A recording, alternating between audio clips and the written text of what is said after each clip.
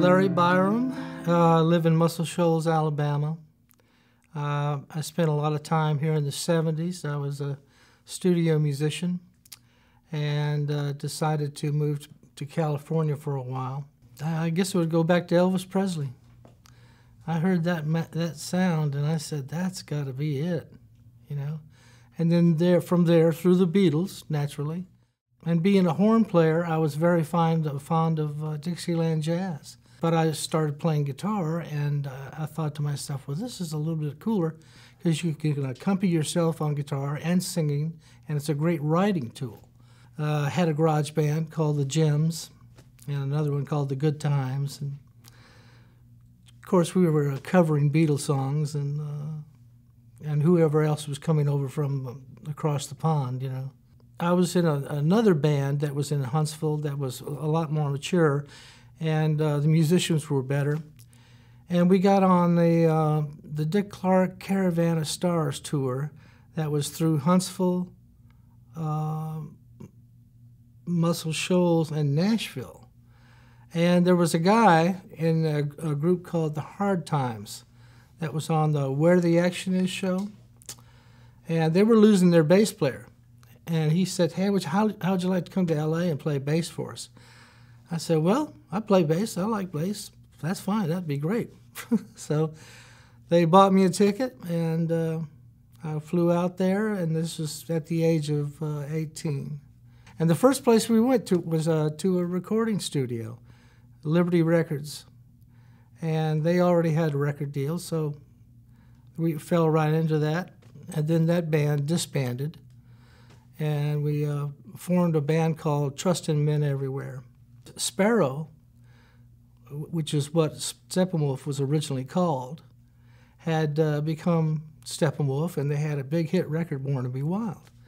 They called me from the road and said, look, go out and buy this record and learn these songs just like the record. I said, okay, fine. I said, how much time do I have? Well, you got 2 days.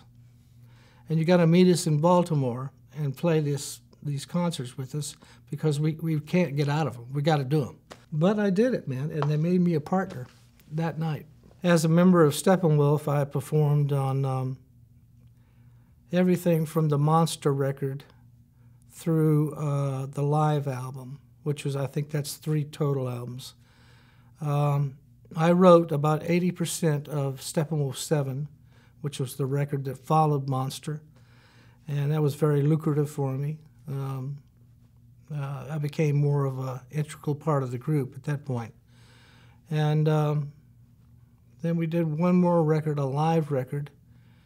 That was in 1972, I think, or 71. It's kind of blurry. I don't remember it all. I will say this about Steppenwolf. Musician-wise, one of the finest, tightest groups I've ever heard or played with in my life. And a lot of that was Jerry Edmonton, the drummer. He was like a clock. He was a human metronome.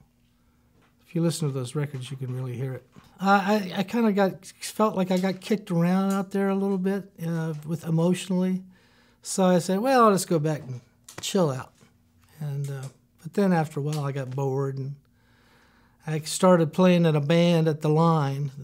In the 70s, this was all dry around here. The only place you could get a drink was across the Tennessee line. And then I heard about, you know, all the stuff, the recording that was going on here. And I had no idea back then, when I first came to town, that how much had really been done here. And it blew my mind. I said, well, you know what? I know all about studio stuff from working with the Wolf. And I'd love to get back into that and get out of this club business. This is a dead end. I used to go to Muscle Shoals Sound and Fame. I'd sit on that couch out there until somebody would come out and say, hey, I want an opportunity. I want a shot, you know. I'd sit on the stoop over at Muscle Shoals Sound and wait for Barry Beckett or Roger Hawkins or David. Somebody would come out just to start talking. And then, then I had mentioned, hey, by the way, I'm a guitar player, And finally got a break. Got my first demo session at Muscle Shoals Sound, and it worked out terrific. Well, I think there's some truth to the fact that there's something in the water here. I mean, it sounds like a crazy thing to think, but the Indians called this place the Singing River.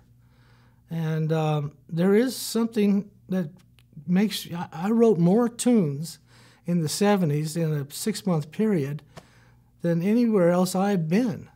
Yeah, this is after The Wolf and everything. The thing I learned in Muscle Shoals was how to really play good R&B and what the ingredients were. And I learned those things from the players here, from Roger Hawkins in particular. He had a pocket that I really understand. It's deep, deep. It's like when he plays this snare drum, it's at the last second, and it feels so good. It's so deep. And when you get people in the studio that are like-minded and fall into the right thing and do the right thing together, it's an incredible feeling. There's nothing like it.